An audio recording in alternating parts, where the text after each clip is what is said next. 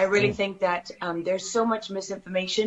We've never really seen anything like it. I mean, I've been covering wars now for 35 years, and I have never seen people with their nails done in the Ukrainian flag, right?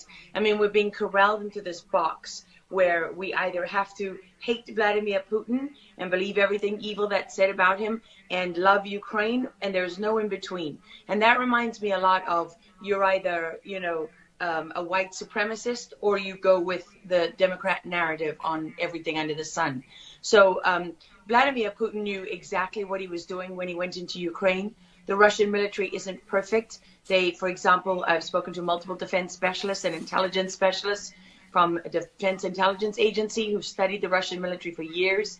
They do have difficulty mounting complex air operations because they do very little training hours in comparison to, for example, the United States air assets, right, our fighter jet pilots. But Russia is not struggling. What Russia has done from the very beginning has been very strategic. They didn't go straight to Kiev. They went to all those bioweapons laboratories that are scattered all over the country. Some of them they built, so they know where they are. They've known where they are since the Soviet Union, because under the Defense Threat Reduction Program, we went in after the fall of the Soviet Union and supposedly turned those facilities from bioweapons labs into public health labs. Although, these days it's hard to believe anything that our leaders tell us, because they've lied about COVID, they lied about Russia collusion, they lied about the Ukraine impeachment trial, and there's so much more going on in Ukraine that nobody is talking about. You see such dishonesty when it comes to the history of Ukraine. You see dishonesty when it comes to the Azov Battalion, which is funded by the US and NATO. I mean, you can find pictures of them online holding up the NATO flag and the swastika at the same time. Their own emblem contains the black sun of the occult, which was a Nazi SS emblem. And it also contains the sideways, lightning insignia of the SS. I mean, this is on throughout the Ukrainian military. You can see that black sun of the occult on their body armor, even on the female soldiers who are paraded in front of the world as being, such an example of Ukraine's independence and spirit and nobility. Even they are wearing the black sun of the occult. And, the White House wants you to believe, well, this doesn't matter, it's just a small number of troops. It's not true. The Azov Battalion has been murdering its way through eastern Ukraine. Yeah. We don't want to admit this. This was why Crimea voted for independence. This is why Crimea wanted to be with Russia. Because we in the media, in the Western media and in the West, won't acknowledge the reality of what's gone on. Western Ukraine backed the Nazis. It was a headquarters for the Nazi SS. The CIA under Allen Dulles actually gave immunity from prosecution to the Nazis of Ukraine from the Nuremberg trials. So there's a long history of the United States and our intelligence agencies funding and arming Nazis in Ukraine. These are not like new neo-Nazi groups that sprung up.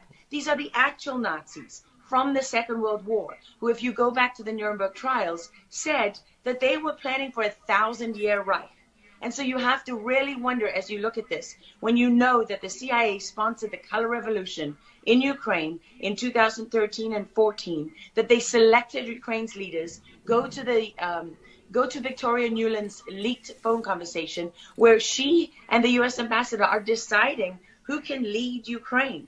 I mean, there's as much interference here as you could possibly imagine before you even get to Hunter Biden, Nancy Pelosi, John Kerry, and Mitt Romney, and all of their children who are employed, who earn millions from Ukrainian gas companies. Yeah, you are pointing, pardon me, to a real credibility crisis for our leaders. I want to let Karen Turk jump in. Yeah, I wanted to bring up the fact that President Zelensky is Jewish, and I don't know exactly how this factors in, but there's some very interesting points in what you're saying. And looking at this, you could think it's political theatrics. You made a very good point at the beginning that you think that Putin is in control. And I actually want to play something that Jen Psaki said, because it seems that the White House is actually echoing that sentiment. Watch this.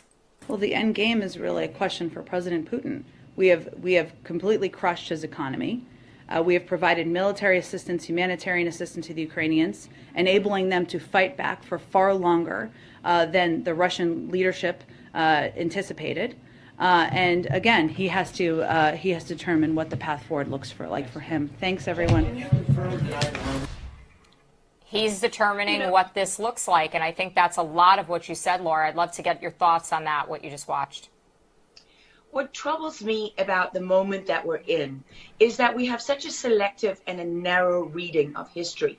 You know, President Zelensky may be Jewish, but he's not the only one in this who suffered during the Second World War, whose ancestors suffered, right? I mean, look at Putin. How many relatives did he lose in the siege of St. Petersburg?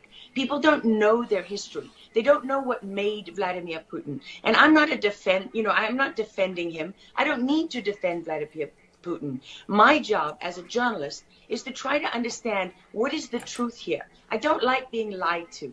And we're being lied to on an epic scale. When we're told your only choice is you have to be 100% with Zelensky, who's a puppet, who you can find on the internet in black stilettos and leather pants, you know, with shirtless, doing a spoof Dancing with the Stars kind of entertainment video. That's a mock of a Ukrainian group that does this kind of satanic occult type of music video. And I mean, Zelensky was selected like so many of our leaders. And honestly, with big tech and with election fraud these days, we don't know how many leaders all around the world have been selected for us and weren't actually voted in. But what we do know is that there are increasing problems with technology and the digitization of our world. Because look at what's happening with COVID. Look at what has happened globally. We are fighting the same battles all over the world. To pretend that this war is about Russia and Ukraine is just a barefaced lie. If Putin has been warning for 15 years that he is not going to stand by while the globalists take over the world, build bioweapons facilities and whatever else they're doing in Ukraine, Ukrainian oligarchs. Ukraine has been a center of money laundering for, you know, many of the leaders in this country. For how long? Billions of US dollars have been laundered through Ukraine, and we say nothing about it. These are our tax dollars.